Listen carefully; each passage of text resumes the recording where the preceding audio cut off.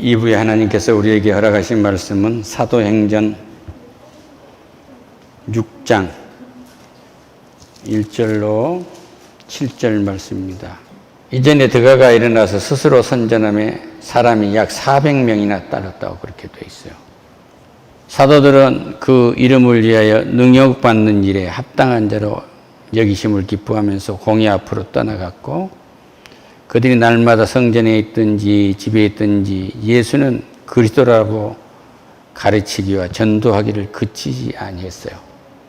그러니까 예수가 그리스도이고 하나님의 아들이신 것을 가르친다는 것이 우리는 전도입니다. 그때의 제자가 더 많아졌는데 제자들이 아주 많아졌어요. 베드로가 이르되 너희가 회개하여 각각 예수 그리스도의 이름으로 세례를 받고 제사함을 받으라. 그리하면 성령을 선물로 받으리니, 이렇게 해서 그가 복음을 전하는데 그 말을 받은 사람들이 세례를 받으며 이날에 신도 수가 3,000명이나 됐더라고 그래요. 또 4장에서 예산에 죽은 자의 부활이 있다고 백성들을 가르치고 전함으로 싫어하여 그들을 잡으려매 날이 이미 저물었으므로 이튿날까지 가두었으나, 그러니까 베드로와 요한이 공회 앞에서 예수 안에 죽은 자가 부활이 있다고 하니까 잡혀서 가두었다고 했어요. 그런데 가두었는데도 하나님 일은 가둬지질 않는 거예요.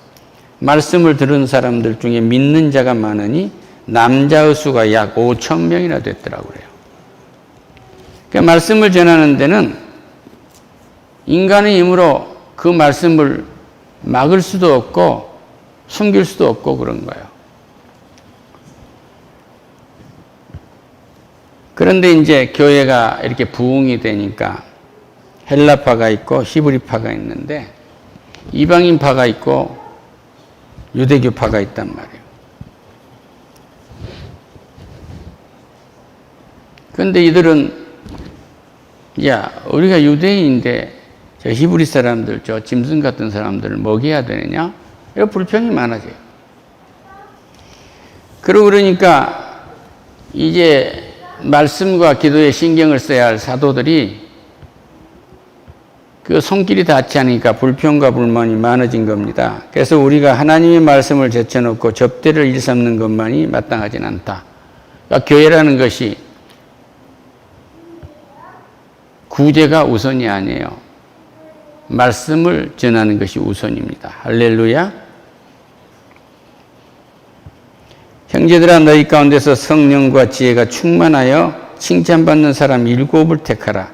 우리가 이 일을 그들에게 맡기자 한 거예요. 교회에서 일단 7을 구해야 되는데 7명의 첫째 요구되는 거면 성령이 있어야 돼요. 성령이 충만해야 돼요. 하나님의 영이 충만해야 된다.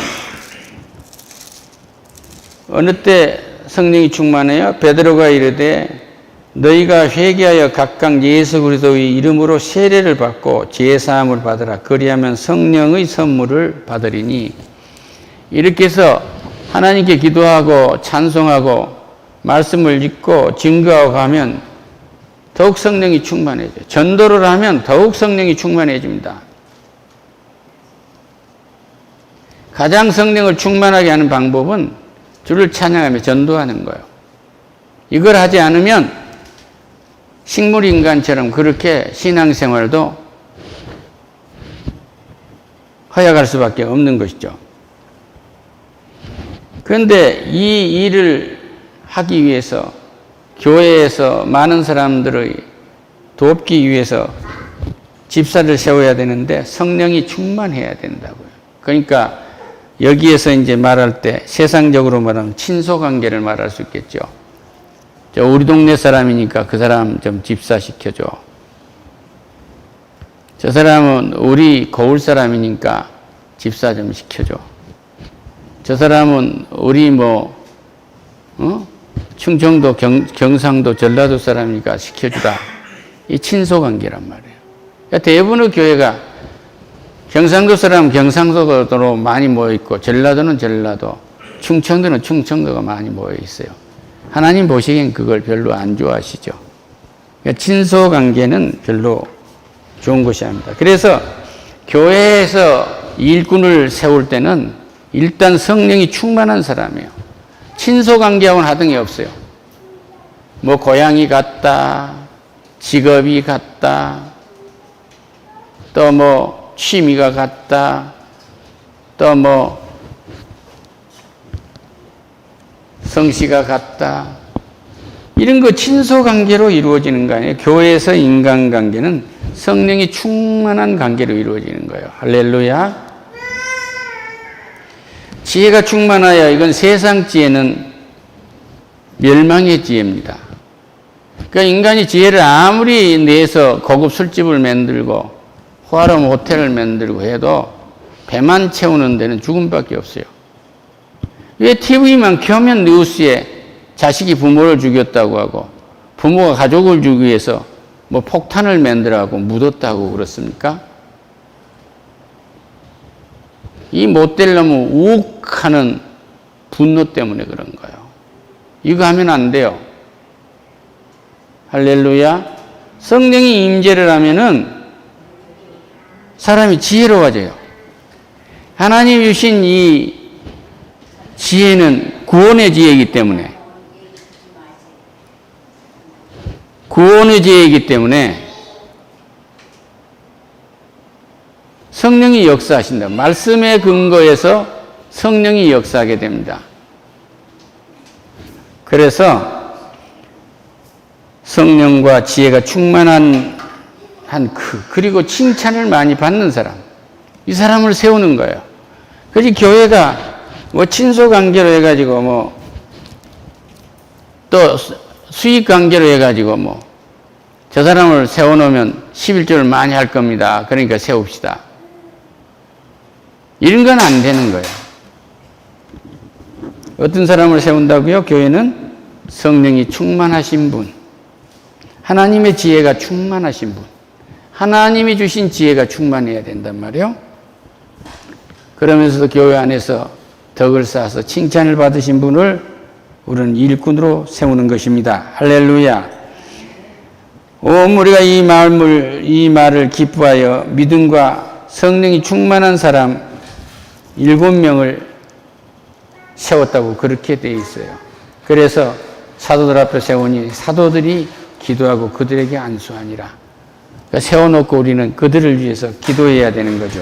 할렐루야. 구체적으로 이렇게 됩니다.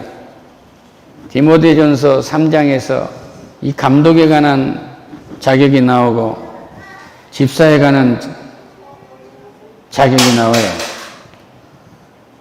디모데전서 3장 8절 이하에서 13절까지 이렇게 말씀하고 있습니다. 이와 같이 집사도 정중하고 일구이원을 하지 아니하고 술에 인박히지 아니하고 더러운 일을 탐하지 아니한 사람을 이어야 한다고 하고 있습니다. 그러니까 우리는 만약에 삭개오가 반틈을 내놓았다고 했는데 안 내놨다 하면 어떻게 되겠어요? 그러니까 하나님과의 약속을 지킨 사람은 사람과의 약속도 지킵니다. 약속을 잘 지키는 사람. 전화도 안 받는 사람은 안 돼요. 그건. 전화도 안 받는 사람은 안 됩니다. 술에 임박해서는 안 됩니다. 더러운 일을 탐하는 건 안 되죠. 여기서 가장 더러운 이 우상 숭배고 또 하나는 하나님께서 싫어하시는 그런 육적인 일인 거죠. 깨끗한 양심에 믿음의 비밀을 가진 자라야 한다. 그 양심이 성령께서 역사해서 양심이 깨끗해야 되고 믿음의 비밀이 있어야 돼요. 하나님과 나하고 은밀한 비밀이 있는 사람이어야 돼. 이 사람이 이 비밀 때문에 사는 거예요. 날마다 하나님과 나의 비밀 때문에. 이 작은 거 하나 있어도 하나님과 늘 만나거든. 이에 이 사람들을 먼저 시험하여 보고 그 후에 책망할 것이 없으면 집사의 직분을 맡게 할 것이요. 시험해 보라고 했어요. 얼마나 봐요? 제가 미국에 복음청의 비숍이 되는데 7년간 시험했답니다. 7년간. 7년간. 7년간을 놓고 본데 당사자인 나만 놓고 본 것이 아니라 가족까지 다 놓고 본 거예요. 거기에서는 가족 중에 하나만 문제가 있어도 안 됩니다. 목사가 십계명을 위배하게 되면 그냥 그날 다 끝나는 거예요. 한 가지만 남아요. 자기가 노고에서 가졌던 그 가가 입었던 가운 박사만 남고 없습니다.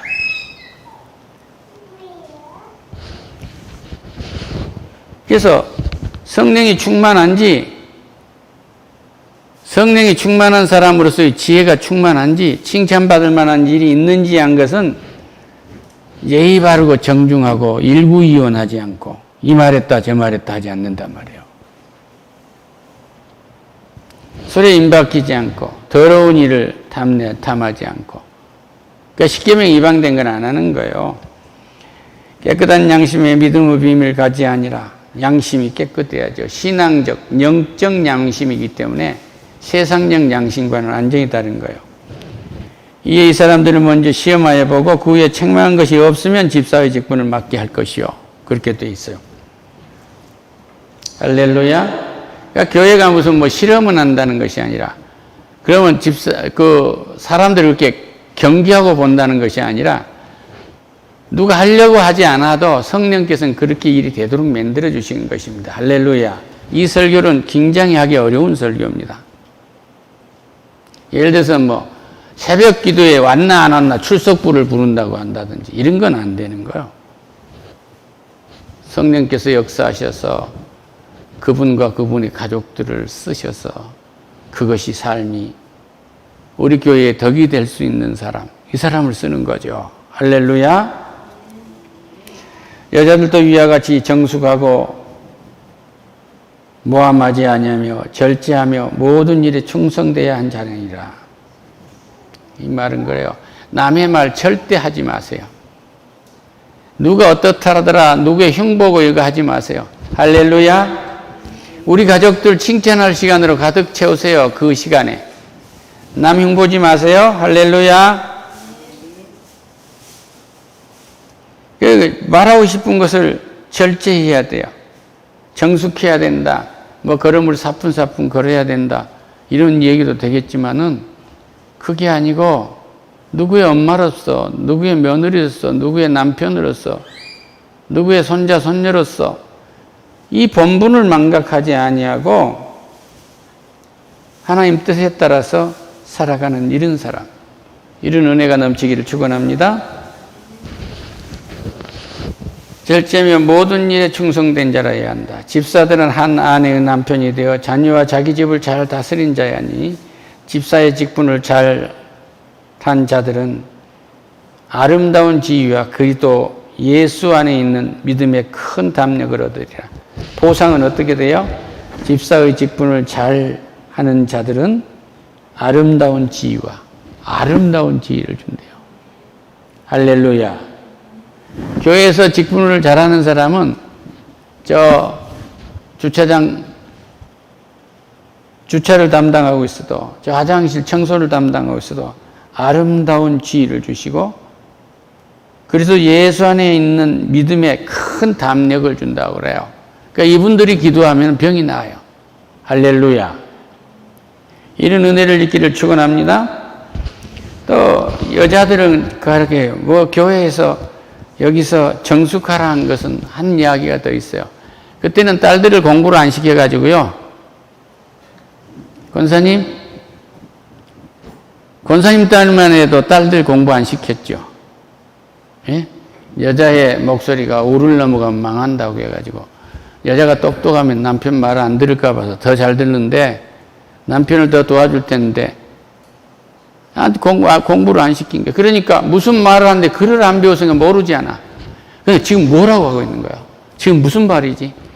TV 뉴스가 나오는데 잘 못 알아듣겠으니 지금 무슨 뉴스에 하고 묻고 계속 묻듯이 궁금한 것이 있으면 집에 가서 남편한테 물어보세요. 그 말이에요. 할렐루야.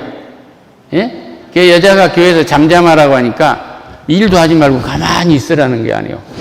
활동하세요. 할렐루야. 당당하게 활동하세요. 할렐루야.